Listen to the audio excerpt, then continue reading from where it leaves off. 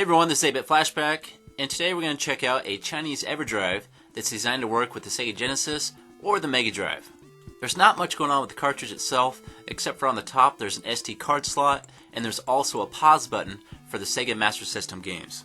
For an SD card, it supports up to 32 GB, and you can either use a micro SD card with an adapter or just a standard SD card. And when you format your SD card, you want to make sure you use file system FAT32.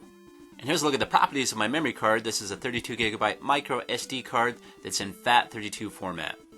And as far as adding games go, it's very easy. The EverDrive is already set up and ready to go. All it needs is games transferred over to the memory card. And there's two folders right now on my memory card. One labeled Genesis, which is a folder I added, and another folder called EDMD. And this is where game saves are stored. And this is a folder that was created by the EverDrive, and what these are is game save backups. And like I said, that Genesis folder is a folder I created that already has some Genesis games inside of it. But to start using your EverDrive, you don't need any of these folders. All you gotta do is start adding games. So located on my computer, I have some game backups that are in multiple formats. I got some Sega MasterSystem games that are in SMS format. I got some MegaDrive games that are in MD format. And I got some Sega Genesis games that are in bin format. And all three of these formats will work with the EverDrive.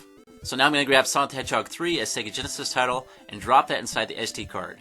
And you can leave that right in the SD card, it will play, or you can put it inside a folder and have it more organized. And here's a look at the folder that's already on my SD card labeled Genesis, and inside here I got some more folders, and I got my games somewhat organized already. So it's easier to find the games I'm looking for. And if you want to use folders, you can name the folders whatever you choose. It's not name specific. So now on the root of the SD card, I'm going to create a new folder, for example, by right-clicking, then select a new folder. Then I'm going to name it Sonic Games, then transfer that Sonic the Hedgehog 3 game to that new folder. So if I want to add some more Sonic games, I'll just drop them inside this folder, and that makes sense. Now I'm going to make another folder called MasterSystem, then drop a couple MasterSystem games inside this folder. I also have a folder labeled Mortal Kombat that's on my computer, and it has a bunch of different versions of Mortal Kombat 1, 2, and 3. And these are all in a .bin format. So to add these games, I'm just going to grab this entire folder and drop this over inside the SD card. So I've added quite a few games already, and with a 32 GB SD card, you can add every single Genesis game, Master System game, MegaDrive game, 32X game, and Sega CD game, all on this one memory card.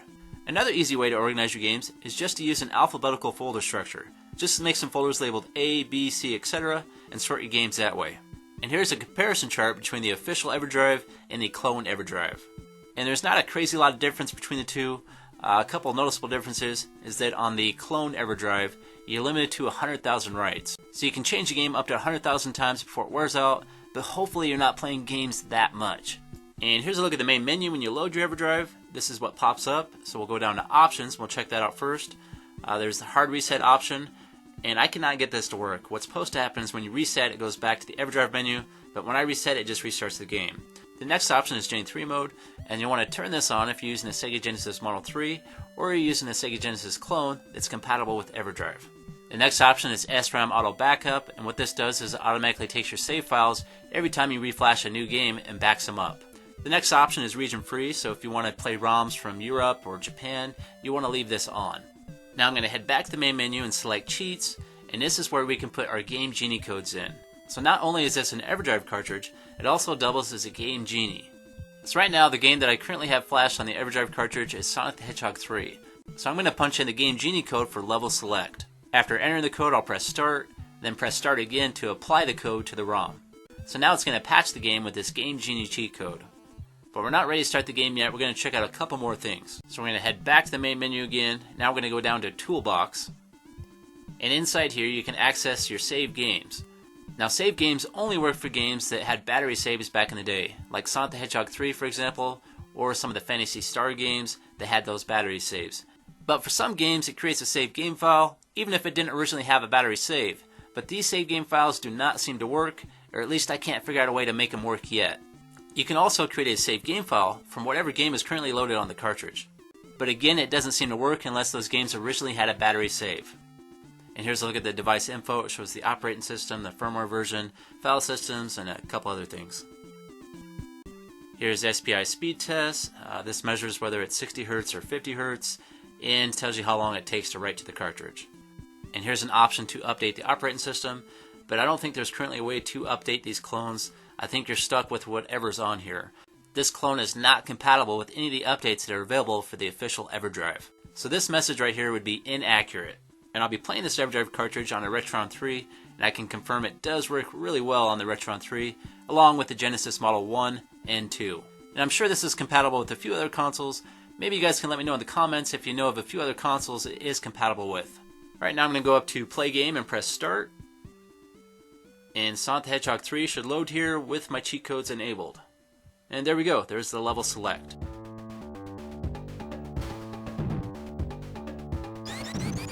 So if I push the reset button while I'm in gameplay, the game just resets like normal. So if I want to get back to the EverDrive menu, I have to power that console off, then back on. Alright, we're now back to the EverDrive menu. We'll go down to Select Game and find a game to flash to the cartridge. So I'm going to select Sonic Classic, then push Start. And that'll start erasing the current game that's on there and flash this new game to the cartridge. And I fast forward this process, but when you're flashing a game onto the cartridge, it usually takes about a minute or less. So this game seems to be working just fine. Now let's go ahead and reload Sonic the Hedgehog 3 so I can show you that the save game file system's working. And I'm not sure how many games actually use the battery saves back in the day. I don't think there's a whole lot of them. And if the save game files are working correctly, when I pull up Sonic the Hedgehog 3, I should have a couple different save game files. And there we go, I got two different files that show as save games. Alright, now I'm going to test out a Sega MasterSystem game. We'll try Sonic Chaos. And Sonic Chaos is actually a pretty impressive game considering it's for the Sega Master System. Well, there you go. That was a quick look at the Chinese EverDrive clone for the Sega Genesis or the MegaDrive, and for 30 bucks, I think it's well worth it. It's not quite as nice as the official EverDrive. It has a couple more features, but this is a heck of a lot cheaper. Alright guys, thanks for watching. If you liked that video, please click that like button.